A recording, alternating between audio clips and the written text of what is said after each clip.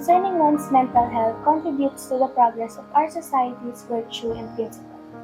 Giving advices and assistance will benefit everyone as it fosters an atmosphere that is conducive to success.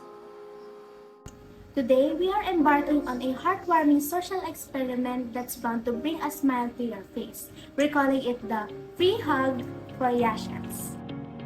Join us as we explore our campus to see how simple deeds of kindness may have a significant impact on the lives of our fellow students. So, Gina, Gina! tara na!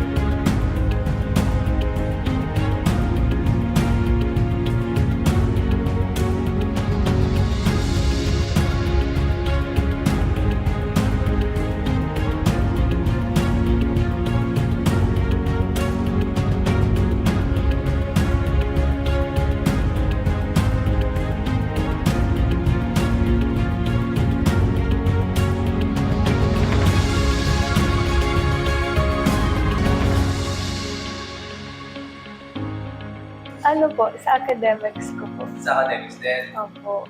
Why? Kasi medyo bumaba po yung mga scores ko and like, goal ko po kasi maging silver achiever. Yun lang po talaga. Kasi my parents doesn't, put pressure on me on other stops naman po. Sorry? Hindi naman po sila nagbibigay ng problema. Puro ACADS lang po talaga. Mag-isa lang po ako sa bahay at yun lang po yung ko.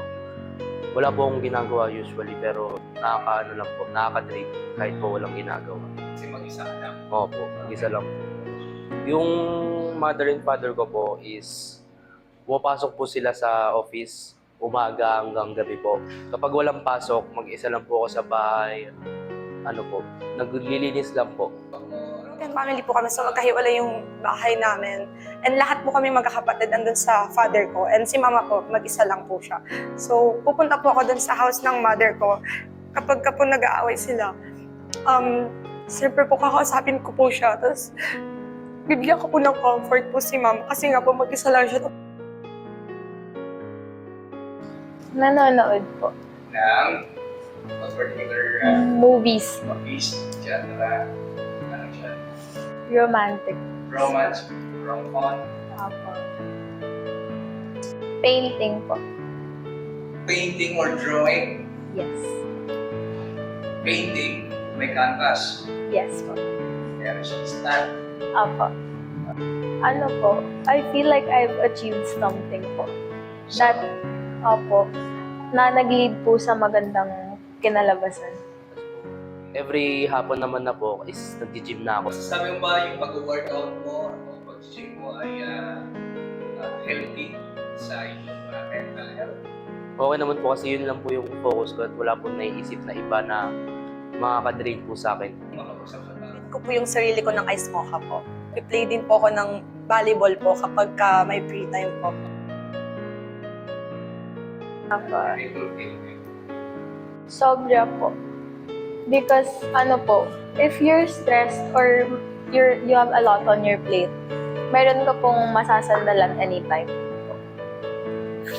Bakit kayo? Kami po akong kaibigan dito sa school, especially sa grade 10 department po. Ano po yung may pinakamagandang kaibigan para sa'yo? Nakakatanggal po sila minsan ng stress, tsaka pwede mo po silang mapag-rantan o kung sabihan ng mga sikreto. Tsaka po, di rin po malilimutan yung mga masasayang panahon nun, mga asaran, kulitan. Yun po. Marami rin po akong friends po. So, especially po dun sa three friends ko po na super close ko po talaga. Like, lagi po nilang tinatanong kung okay lang po ako. Tapos, ayun po. Munti ka na po kasi ako mag-commit ng suicide sa super pressure po. Sila po yung nag-comfort sa akin noon para na huwag kong gawin to kasi life is precious po and bigay po to ni God sa atin. So, dapat pahalagaan po yun.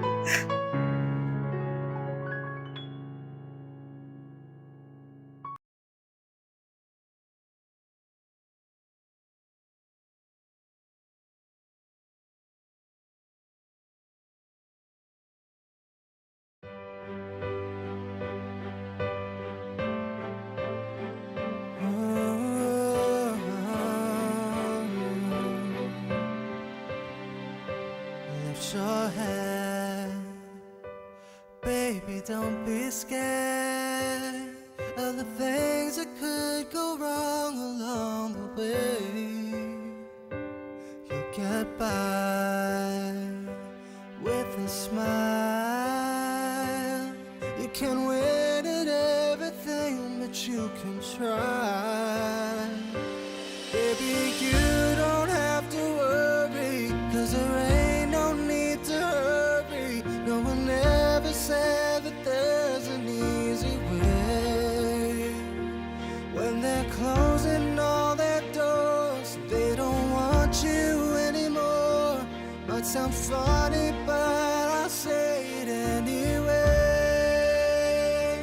Girl, I'll stay through the bad times, even if I have to fetch you every day.